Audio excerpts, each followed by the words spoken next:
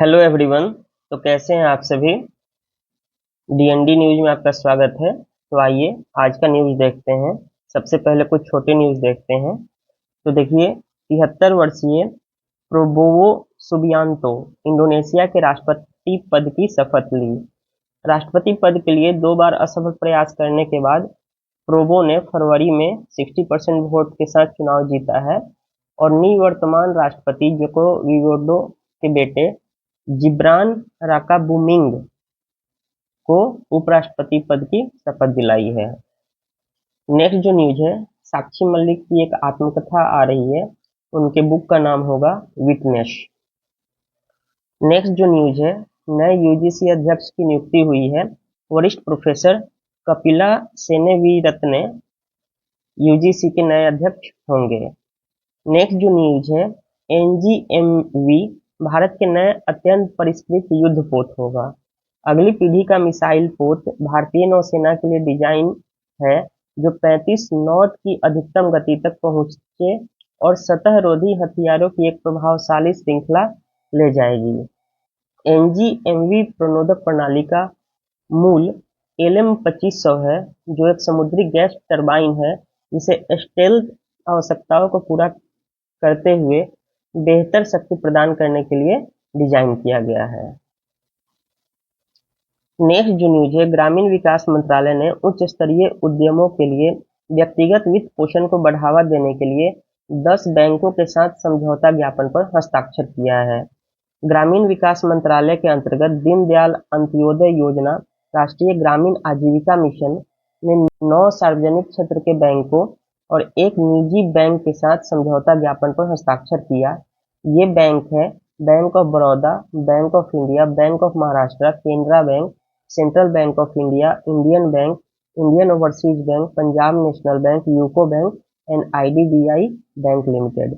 इन बैंकों ने DAY-NRLM के तहत व्यक्तिगत महिला उद्यमियों को वित्त पोषित करने के लिए विशिष्ट उत्पाद तैयार किए हैं। इस तरह से तैयार किए गए ऋण उत्पाद महिलाओं को अपने उद्यमों को बढ़ाने के लिए बड़े आकार के ऋण प्राप्त करने में मदद करेंगे। यह कदम सरकार द्वारा घोषित लखपति दीदी बनाने के लक्ष्य की प्राप्ति के अनुरूप है। SC/ST उद्यमियों के बीच जागरूकता पैदा करने के लिए राष्ट्रीय SC/ST हब मेगा कॉन्क्लेव का आयोजन मोगा पंजाब में किया गया है। तो MSME भारत सरकार ने उद्यमिता संस्कृति को बढ़ावा देने के लिए NSSH योजना और मंत्रालय की अन्य योजनाओं के बारे में जागरूकता फैलाने के लिए पंजाब की मोगा में राष्ट्रीय SC/ST हब सम्मेलन का आयोजन किया। इस कार्यक्रम में लगभग 700 महत्वाकांक्षी और मौजूदा SC/ST उद्यमियों ने भाग लिया। भारत सरकार की सार्वजनिक खरीद नीति के बारे में बताते हुए ये कहा गया कि SC/ST उद्यमों में 4% और महिला उद्यमों में 3% सार्वजनिक खरीद अनिवार्य की गई है। उन्होंने कहा कि समावेशी विकास के लिए MSME मंत्रालय SC/ST उद्यमों के लिए एक पारिस्थितिकी तंत्र बनाने और सार्वजनिक खरीद नीति के अनुसार 4% अनिवार्यता तक पहुंचने के लिए सार्वजनिक खरीद में भाग लेने के लिए उन्हें सहायता प्रदान करने के उद्देश्य से राष्ट्रीय SC/ST हब योजना लागू करता है। वर्तमान समय में अगर हम MSME का योगदान देखें भारत के इकोनॉमी में, तो सकल घरेलू उत्पाद में लगभग 30% और देश से निर्यात में 45% है। इस क्षेत्र में लगभग 5.21 करोड़ से अधिक इकाइयां रजिस्टर्ड है जो 22.28 करोड़ से अधिक लोगों को रोजगार प्रदान करती है। जो न्यूज है, सबसे तेजी से विघटित होने वाले बायो प्लास्टिक का निर्माण किया गया है। यह जो बना हुआ है सेल्यूलोज डाइसेट का ही एक प्रकार है जो समुद्री जल में कागज से भी अधिक तेजी से विघटित होती है और स्टाइरोफोम का एक टिकाऊ विकल्प हो सकती है। क्योंकि CDA भी एक प्रकार का फोम है, इसलिए इसकी बनावट के कारण यह पैकेजिंग और अन्य आवश्यकताओं के लिए उपयोगी हो सकता है, जिसके लिए वर्तमान में गैर बायोडिग्रेडेबल प्लास्टिक का उपयोग किया जाता है। नेक्स्ट जो न्यूज है, पृथ्वी के 70% उल्का पिंड के पीछे 3 क्षुद्र ग्रह समूह हैं। यूरोपीय वैज्ञानिकों की एक नई खोज में यह पुष्टि की गई है कि पृथ्वी पर गिरने वाले सभी उल्कापिंड में से 70% मंगल और बृहस्पति के बीच मुख्य क्षुद्र ग्रह बेल्ट से सिर्फ 3 क्षुद्र ग्रह परिवार से संबंधित है। क्षुद्र ग्रह परिवार क्षुद्र ग्रहों का एक समूह है जिसमें समान विशेषताएं होती है और ये एक ही माता पिता से उत्पन्न होते हैं, इसलिए टकराव के मामले में ये क्षुद्र ग्रह एक ही मूल क्षुद्र ग्रह के टुकड़े होते हैं। अध्ययनों से पता चलता है कि 3 युवा क्षुद्र ग्रह परिवार 5 से 40 मिलियन वर्ष पुराने हैं, जो पृथ्वी पर गिरने वाले सभी उल्कापिंडों में से 70% के लिए जिम्मेदार हैं। जो न्यूज है, अंतर्राष्ट्रीय स्लॉथ दिवस। आवासों के नष्ट होने से गंभीर रूप से संकटग्रस्त है यह रहस्यमयी जीव। 29 अक्टूबर को अंतर्राष्ट्रीय स्लॉथ दिवस मनाया जाता है। यह दिन इन गंभीर रूप से संकटग्रस्त रहस्यमय जीवों के लिए जश्न मनाने का है और उनकी प्रजातियों के प्रति जागरूकता बढ़ाने का है, जिसमें से कुछ गंभीर रूप से लुप्त प्राय हैं। तो ये देखिए स्लॉथ है। वर्तमान में स्लॉथ की 6 प्रजातियां हैं, जिनमें 2 समूहों में विभाजित किया जा सकता है, 3 उंगलियों वाले स्लॉथ और 2 उंगलियों वाले स्लॉथ। अपने अगले अंगों पर उंगलियों की संख्या में अंतर के अलावा 2 उंगलियों वाले स्लॉथ थोड़े बड़े होते हैं। कुछ विलुप्त जीव 3 मीटर से अधिक की लंबाई तक पहुंच सकते हैं और इसका वजन 1 टन तक होता है। 3 उंगलियों वाले स्लॉथ अधिक शांत होते हैं और वर्षा वन में पाए जाते हैं। प्रकृति संरक्षण के लिए IUCN की रेड डेटा लिस्ट के अनुसार पिग्मी 3 टोड स्लॉथ गंभीर रूप से संकटग्रस्त हैं, जबकि मैंड 3 टोड स्लॉथ भी संकटग्रस्त हैं। नेक्स्ट जो न्यूज है, कृषि एवं किसान कल्याण विभाग ने कृषि रबी अभियान 2024 को राष्ट्रीय सम्मेलन का आयोजन किया। कहाँ पे? नई दिल्ली में। वर्ष 2024-25 में खाद्यान्न उत्पादन का राष्ट्रीय लक्ष्य 341.55 मिलियन टन होगा, जिसमें 115 टन गेहूं और 18.15 लाख टन दालें शामिल है। पिछले 5 वर्षों में रबी फसलों के तहत औसत 668 लाख हेक्टेयर था, जिसमें गेहूं का हिस्सा 312 लाख हेक्टेयर था। सरकार ने रोपण को प्रोत्साहित करने के लिए गेहूं और अन्य सर्दियों में बोई जाने वाली फसलों के लिए उच्च न्यूनतम समर्थन मूल्य की घोषणा की है। देश में खाद्य तेल की बढ़ती मांग को पूरा करने और आत्मनिर्भर बने रहने के लिए सरकार का लक्ष्य तिलहन उत्पादन को 2022-23 में 39.2 MMT से बढ़ाकर 2030-31 में 69.7 MMT करना है। खेती के तहत क्षेत्र को मौजूदा 29 MHA से बढ़ाकर 33 MHA करना है और 2030-31 तक उपज को 1353 किलोग्राम प्रति हेक्टेयर से बढ़ाकर 2112 किलोग्राम हेक्टेयर करना लक्ष्य निर्धारित किया गया है। नेक्स्ट जो न्यूज है, कार्बन क्रेडिट तैयार करने के लिए गठजोड़ किया गया है। विश्व की 4 बड़ी कंपनियां बायर, जेन जीरो, सेल और मित्सुबिशी ने भारतीय किसानों को पर्यावरण क्रेडिट तैयार करने के लिए सशक्त बनाने का फैसला किया है। इस क्रम में भारत के 9 राज्यों के किसानों को स्मार्ट कृषि के तरीके अपनाने के लिए प्रेरित किया जाएगा। इस तरीकों में वैकल्पिक गीला और सूखने और प्रत्यक्ष बीज वाले चावल प्रदान किए जाएंगे। यह परियोजना बीते 1 साल से अधिक समय से प्रायोगिक तौर पर जारी है।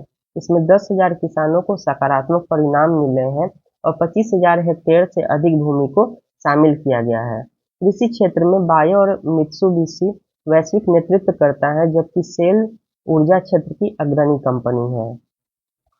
द गुड राइस अलायंस परियोजना के तहत कृषि से सालाना आधार पर 1 लाख टन कार्बन डाइऑक्साइड के बराबर मीथेन का उत्सर्जन घटाया गया है। अभी राइस अलायंस में देश के प्रमुख चावल उत्पादक राज्य ही शामिल हैं। इन राज्यों में आंध्र प्रदेश, बिहार, हरियाणा, कर्नाटक, उड़ीसा, तमिलनाडु, तेलंगाना, उत्तर प्रदेश और पश्चिम बंगाल शामिल हैं। धान की पैदावार वैश्विक स्तर पर 11% मीथेन उत्सर्जन के लिए उत्तरदायी है। मीथेन संभावित ग्रीन हाउस गैस और इसमें कार्बन डाइऑक्साइड से 27 गुना अधिक क्षमता होती है। वैश्विक स्तर पर होने वाली खेती में 15% हिस्से पर चावल की खेती होती है और यह विश्व में 15 लाख हेक्टेयर के करीब है। नेक्स्ट जो न्यूज है, चीन से खतरा देख सियांग घाटी में देश का सबसे बड़ा बांध तेजी से बना रहा भारत। प्रस्तावित परियोजना के 3 मुख्य एजेंडे हैं।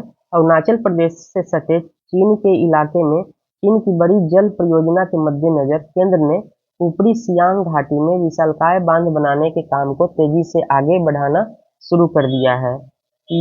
यह देश का सबसे बड़ा बांध होगा। इस प्रस्तावित परियोजना के 3 एजेंडे हैं: बाढ़ प्रबंधन, जल प्रवाह को दुरुस्त करना और बिजली पैदा करना। सरकार की पनबिजली की प्रमुख कंपनी एनएचपीसी को विस्तृत परियोजना रिपोर्ट और परियोजना व्यवहार्यता रिपोर्ट विकसित करने की जिम्मेदारी दी गई है।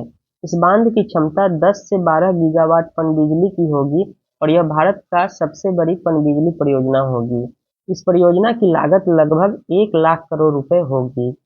चीन जनवादी गणराज्य ने 2021 में यारलुंग सांगपो में 60 गीगावाट की मोटांग जल परियोजना स्टेशन की मंजूरी दी थी और यह क्षेत्र तिब्बत के स्वायत्त क्षेत्र में आता है। यारलुंग नदी भारत में ब्रह्मपुत्रा में आकर मिल जाती है। एनएचपीसी और राज्य सरकार के शुरुआती अध्ययन के मुताबिक चीन की इस परियोजना के कारण भारत में जल का प्रवाह 80% तक घट सकता है। हालिया प्रस्तुतियों में संकेत दिया गया है कि इसे चीन का पानी के बम की तरह इस्तेमाल कर सकता है और इस बांध से पानी छोड़ने पर भारतीय क्षेत्र में बाढ़ भी आ सकती है। हालिया प्रस्तुति के अनुसार चीन की परियोजना 40 अरब घन मीटर का प्रवाह बदल सकती है। सियांग ऊपरी परियोजना की सालाना यील्ड करीब 112 बीएमसी है। ऊपरी सियांग परियोजना के बिना मौसम में प्रवाह कम होने की स्थिति में पासीघाट में प्रवाह करीब 60% और पांडु गुवाहाटी में करीब 25% कम हो सकती है। इस प्रस्तावित परियोजना से पानी कम उपलब्ध होने के मौसम में पड़ने वाले खराब प्रभाव पर कम प्रभाव पड़ेगा। इस परियोजना से बनाई जाने वाली करीब 12% पनबिजली अरुणाचल प्रदेश राज्य को निःशुल्क मुहैया कराई जाएगी। इस परियोजना की सबसे पहले परिकल्पना जल शक्ति मंत्रालय ने 2018 में सिंचाई कम जल परियोजना के लिए बनाई थी। नेक्स्ट जो न्यूज है, खुदरा विक्रेताओं को प्राकृतिक गैस की आपूर्ति में कटौती और 4 से 6 रुपए तक महंगी हो सकती है सीएनजी। यदि ईंधन पर उत्पादन शुल्क की कटौती नहीं होती है तो वाहनों को आपूर्ति की जाने वाली सीएनजी के दाम में 4 से 6 रुपए प्रति किलोग्राम की बढ़ोतरी हो सकती है। भारत के भीतर अरब सागर से लेकर बंगाल की खाड़ी तक के स्थानों से जमीन के नीचे और समुद्र तल के नीचे से निकाली गई प्राकृतिक गैस ऐसा कच्चा माल है जिसे वाहनों के लिए सीएनजी और रसोई में इस्तेमाल होने वाली पाइप वाली प्राकृतिक गैस में बदला जाता है। पुराने क्षेत्रों से उत्पादन की कीमतें सरकार द्वारा नियंत्रित की जाती है। इसका उपयोग शहरी गैस खुदरा विक्रेताओं को किया जाता है। इस क्षेत्र से उत्पादन सालाना 5% तक घट रहा है। इस वजह से शहरी गैस वितरण कंपनियों को आपूर्ति में कटौती की गई है। घरों में रसोई के लिए आपूर्ति की जाने वाली गैस संरक्षित है। ऐसे में सरकार ने सीएनजी के लिए कच्चे माल की आपूर्ति में कटौती की है। पुराने क्षेत्रों से प्राप्त गैस मई 2023 में सीएनजी की 90% मांग को पूरा करती थी और इसमें लगातार गिरावट आ रही है। नेक्स्ट न्यूज है, भारत में गरीबी में रहने वाले लोगों की संख्या सबसे अधिक है, ऐसा संयुक्त राष्ट्र की रिपोर्ट में कहा गया है। 2024 में वैश्विक बहुआयामी गरीबी सूचकांक रिपोर्ट के अनुसार 112 देशों में 1.1 बिलियन लोग तीव्र बहुआयामी गरीबी में रहते हैं। संयुक्त राष्ट्र विकास कार्यक्रम और ऑक्सफोर्ड गरीबी एवं मानव विकास पहल द्वारा जारी एक रिपोर्ट के अनुसार भारत में कुल 234 मिलियन लोग गरीबी रेखा से नीचे रह रहे हैं, जो विश्व में सबसे अधिक है। गुरुवार को जारी 2024 वैश्विक बहुआयामी गरीबी सूचकांक रिपोर्ट में 112 देशों के लिए उपलब्ध सबसे हालिया तुलनीय आंकड़ों का उपयोग किया गया है।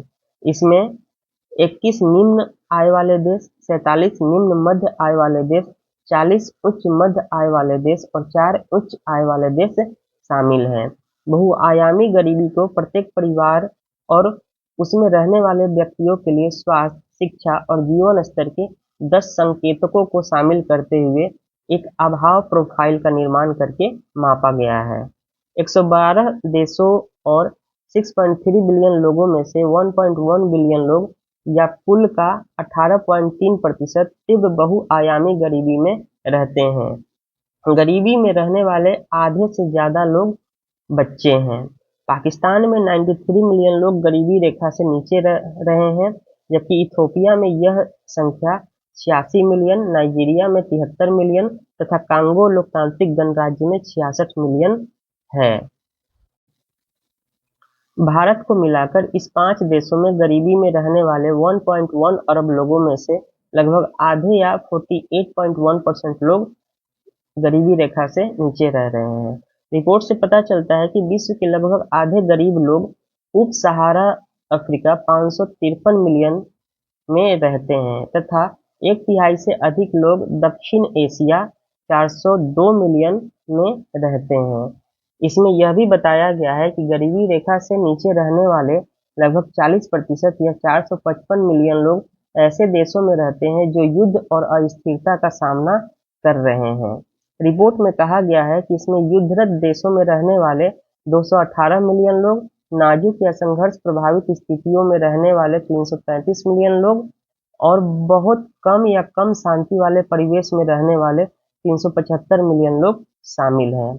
लगभग 289 मिलियन 25.1% इन 3 देशों में से 2 या अधिक का अनुभव कर रहे हैं, जबकि 184 मिलियन 16% तीनों का अनुभव कर रहे हैं। रिपोर्ट में कहा गया है कि युद्ध प्रभावित देशों में कुल गरीबी दर 34.8% है, जो संघर्ष न करने वाले देशों में 10.9% की दर से काफी अधिक है। रिपोर्ट में यह भी कहा गया है कि कमजोर, संघर्ष प्रभावित और कम शांति वाले देशों में बहुआयामी गरीबी दोगुनी से भी अधिक हो गई है। रिपोर्ट के अनुसार 83% से ज्यादा गरीब लोग ग्रामीण इलाकों में रहते हैं, जहां गरीबी दर शहरी इलाकों से ज्यादा है। वैश्विक स्तर पर ग्रामीण आबादी का 28% हिस्सा गरीबी में रहता है, जबकि शहरी आबादी का सिर्फ 6.6% हिस्सा ही गरीबी रेखा में शामिल है। इसने यह भी बताया कि 1.1 बिलियन लोगों में से एक महत्वपूर्ण हिस्सा आवश्यकताओं से वंचित है। 828 मिलियन के पास पर्याप्त स्वच्छता नहीं है, 886 मिलियन के पास उचित आवास नहीं है, 998 मिलियन के पास खाना पकाने के ईंधन तक पहुंच नहीं है। इसके अलावा आधे से ज्यादा लोग किसी ऐसे व्यक्ति के साथ रहते हैं जो कुपोषित है। कुल मिलाकर यह आंकड़ा 637 मिलियन का है। तो मिलते हैं नेक्स्ट क्लास में। तब तक चैनल पर नए हैं तो सब्सक्राइब करें, लाइक करें, शेयर करें, बेल आइकन को दबाएं, नोटिफिकेशन पाएं। धन्यवाद।